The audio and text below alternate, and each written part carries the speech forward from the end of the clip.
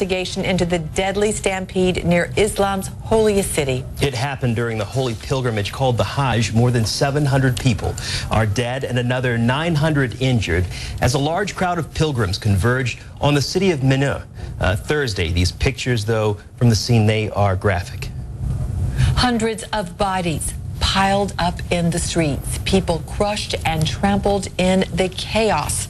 After the stampede, rescue workers struggled to find any survivors. The disaster took place during a ritual known as the stoning of the devil. Hala Garani has our report, but we warn you, the images are graphic. Pilgrims, hundreds of them, lie lifeless in the streets. This is the horrific aftermath of Thursday morning's stampede in Mina, just outside the holy city of Mecca. According to Saudi state media, these worshippers had been walking together during the Hajj when there was a sudden surge in the crowd. People fell and were crushed. One pilgrim described how rescue workers spent hours trying to help the hundreds of injured. I saw the ambulances, I saw bodies, lots of responders. I feel like I just told you, a helicopter landing, at least 20, 30 ambulances passed me by. Ever since I arrived, the sound of the sirens hasn't stopped. The stampede happened during a ritual known as the stoning of the devil.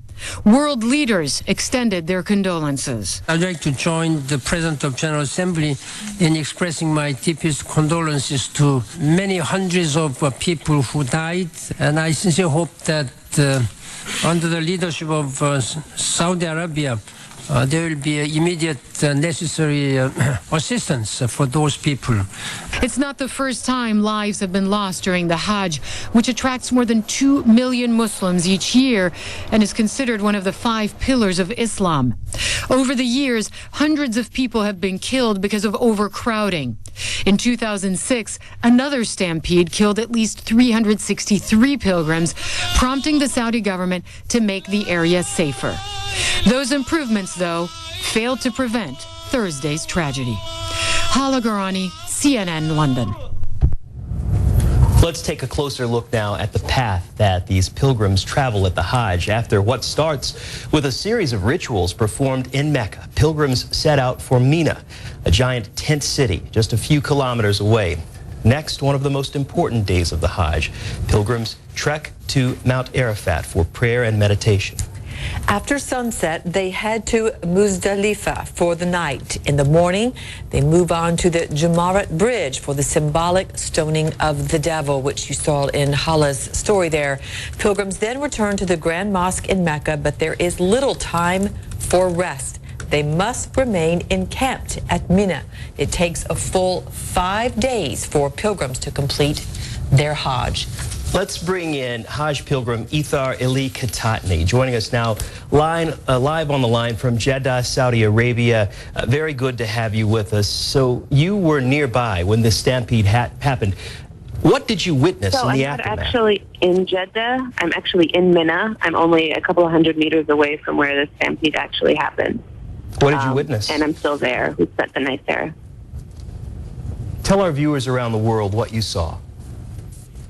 So I arrived about like an hour after the stampede had happened, and they were collecting the bodies. So my bus landed just over where the ambulances were. So I saw bodies being put onto stretchers, into car. The ambulances, the sirens were overwhelming for hours and hours. You could hear them constantly. It was so extremely hot. The temperature over 30 degrees Celsius, which is over 110 Fahrenheit. I was out for a couple of hours just kind of taking photos, recording, and just 2 hours standing in the sun makes you so dizzy and so incredibly faint. But regardless, people were still continue on in the ritual where the stampede happened. So I went to do the stoning ritual myself only a couple of hours after. So I last came here a while ago when Saudi Arabia hadn't yet changed the infrastructure enough to make it easier for pilgrims to go. So currently, there's supposed to be a way where you go and then a different way where you come back. But unfortunately, a lot of these rules aren't enforced. So what's being said, that what's happened yesterday is that you had two groups of people coming from both directions. And as you were just saying, there's so little time for us to complete the rituals. So people have been coming from the previous sites where they performed a previous ritual. So they're tired, they're exhausted. A lot of people who don't have money to stay in tents, they're extremely overheated, dehydrated. A lot of them are elderly, are young, are infirm. And I talked to some men who were actually in the stampede, and they told me, how if you fell, if you weren't strong enough to withstand the pushing and shoving and then the screaming that happened and the panicking, if you fell, you weren't going to get up again.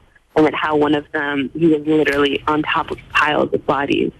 And if you've seen the footage, it's horrendous. It's literally a pile of bodies of people who, they push, they shove, they panic, they scream.